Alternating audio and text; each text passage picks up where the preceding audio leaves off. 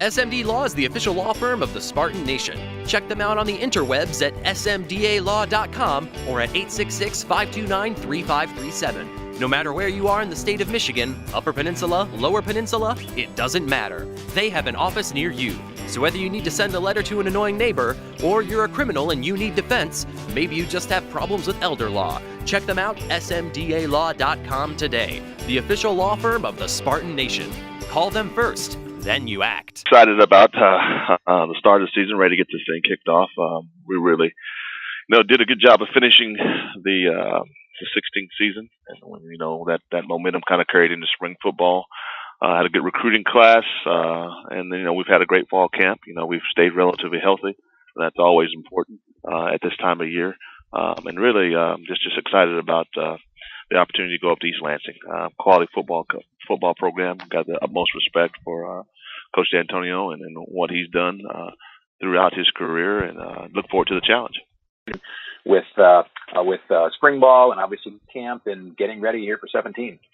Yes, it was a great confident boost, not just for the kids, but coaches as well. And I think somewhere during that journey, we kind of found our identity and who we wanted to be, and what fit our particular skill set at this moment in time. So, last year's finish was huge, and like you said, we were able to take that momentum into the recruiting and the spring football and the fall camp. So again, excited to see these guys go out and execute.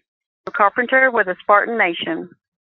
Coach, thank you for taking the time this morning. You are a completely different team. If somebody watched film of you guys in the first half of last year and the second half, if it wasn't for the jerseys, you would swear it was a different team. How much do you think that helps you heading into a game with a young team like Michigan State, where obviously the coaching staff has been consistent, but so young, the fact that you guys are completely different and riding some momentum? Well, we'll take anything we can get. I don't know that it's going to make that much of a difference. The thing that we can control is ourselves, and we've got to make sure that we put ourselves as number one as coaches. We got to give these kids a chance to be successful, and that was probably the biggest change from week 1 to week 12. I thought we did a decent job of doing that, and we really did a good job of limiting turnovers. So we can continue to do that and maybe put some pressure on the Spartans and get this game late, we've got a chance. Coach, to follow that up very quickly, I'm just curious. Obviously, what Mark D'Antonio has done has stayed consistent as far as philosophy, but how difficult is it when you're trying to plan with so many young players? Well, it's difficult because, they're going to do what they do.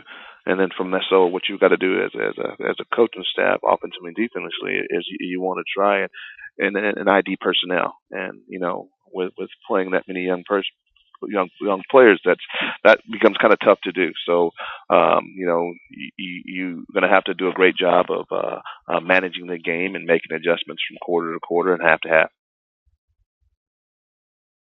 Kind of looking back or looking at you talked about the injury situation. Bozeman in the middle of your defense is a very veteran guy, a strong guy. How does that loss affect your defense, I guess, with what Michigan State wants to do?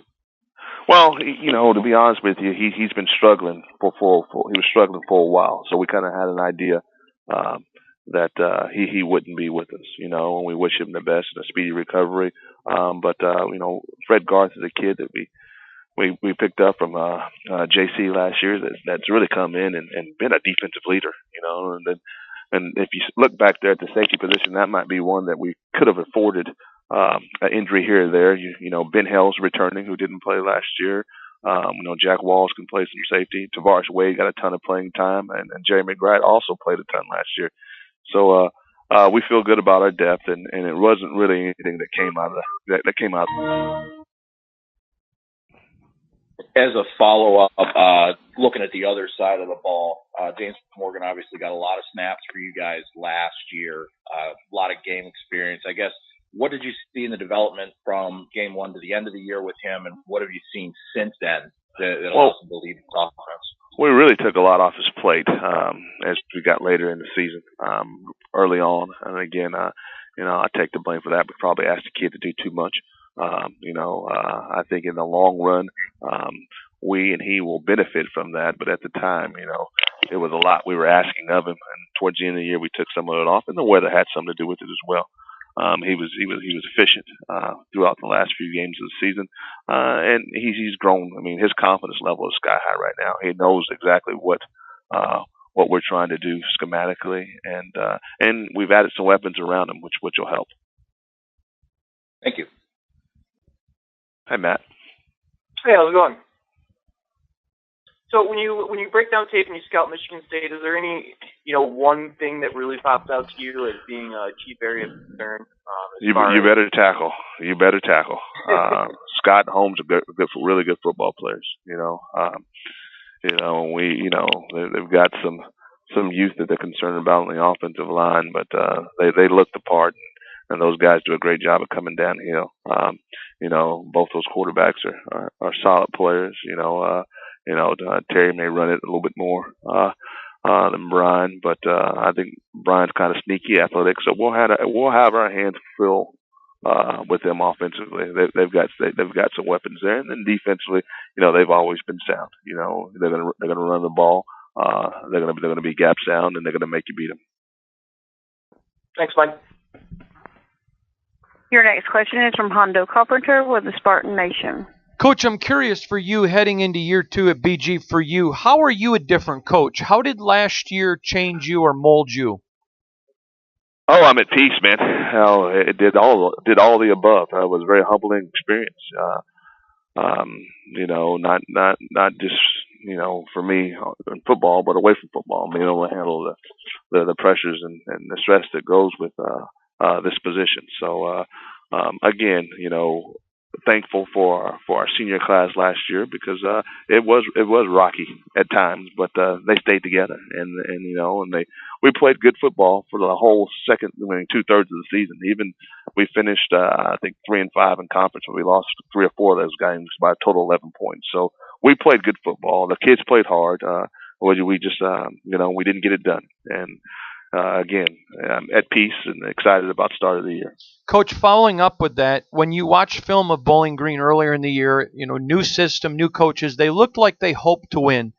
In the last part of the season, they looked like they expected to win. Has that mentality followed them through camp this year and into this season?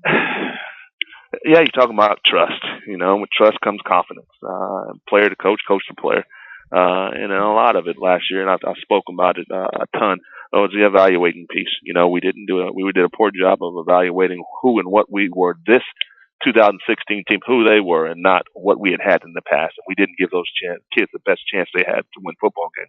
I think we're on top of that. Kids win, and we've increased our talent level, and we've got great competition at all positions. So again, excited about it and fired up about the 17th season.